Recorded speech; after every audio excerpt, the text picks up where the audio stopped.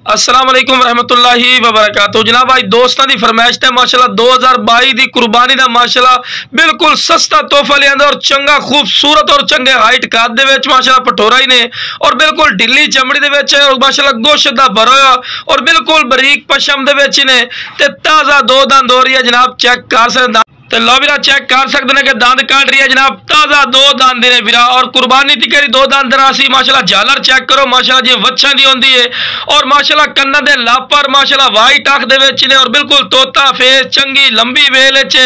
और दो वेखो बिल्कुल तीरड़ी कर सीधी और पैर बराबर ने क्योंकि तुहानू वीडियो बना के विखावनी होंदी है ते खूबसूरत और माशाल्लाह नायाब तोहफा ही ने। तो लो वीरा चारा भी खवा के विखा रहे हैं कि तुहानू पता लगे कि माशाल्लाह सेहतमंद और माशाल्लाह एक्टिव ही ने ते हुसन वाली चीज है माशाल्लाह। डबल हड्डी माशाल्लाह पठोरा ही ने ते रैट की गल की रैट ही बिल्कुल मकूल और जायज मुनासिब हो सी। और एक और भी दस दिया अगर मंडी चले जाओ जिवें अजकल की महंगाई जा रही है जनाब तुहानू 38-40 हज़ार रुपए तो घट नहीं मिलना लेकिन जनाब साडा की रैट हो सी